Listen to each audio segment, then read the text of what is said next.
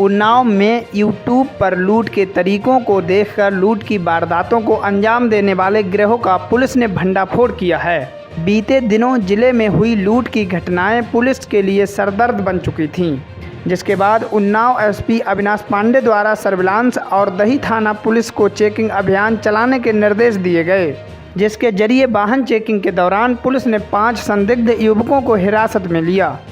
जब उनसे सख्ती के साथ पूछताछ की गई तो उन्होंने लूट की घटनाओं को कबूल किया है, जिनकी निशानदेही पर पुलिस ने 2 चैन, 1 लैपटॉप, 7 मोबाइल, 2 तमंचा, कारतूस समेत बाइक और स्कूटी बरामद की है।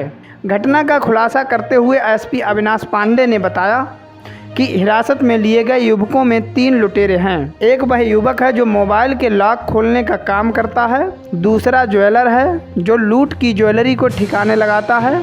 एसपी ने बताया कि इन अपराधियों का लंबा इतिहास है। लुटेरों से बरामद लैपटॉप को फॉरेंसिक लैब भेजा गया है। अपराधियों के खिलाफ संबंधित धाराओं में केस दर्ज कर कार्रवाई की जा रही है। देखिए, इसमें 3 लुटेरे हैं।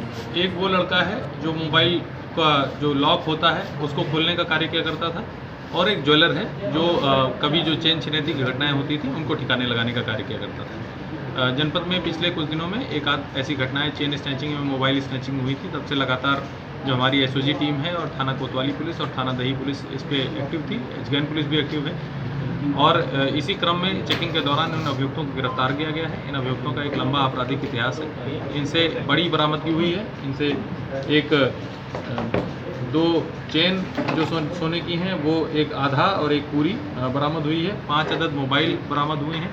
एक लैपटॉप जिसके द्वारा जो अभियुक्त है उसके द्वारा उसका लॉक तोड़ने का प्रयास किया जाता था, और कुछ मोबाइल का जो लॉक टूट जाता था उनके द्वारा उसकी बिक्री की जाती थी।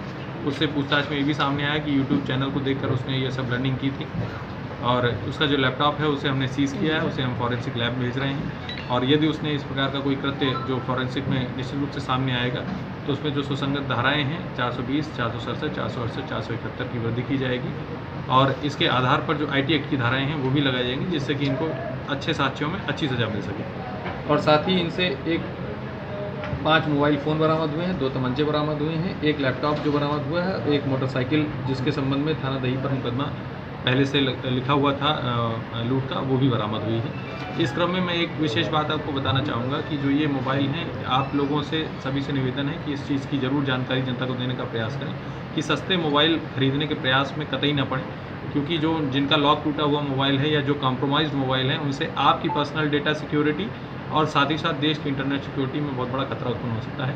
इसीलिए इस केस को हम लोग आखिरी तक जो फॉरेंसिक इन्वेस्टिगेशन है इसमें किया जाएगा। जो हमने लैपटॉप सीज़ किया है, जो मोबाइल सीज़ किए, उनको हम फॉरेंसिक लैब भेजकर उनकी रिपोर्ट लेंगे, और उसे जो वैज्ञानिक साक्ष्य हैं उनको इस अभियोजन के क्रम में लगाया जाएगा, जिससे कि सजा हो सके।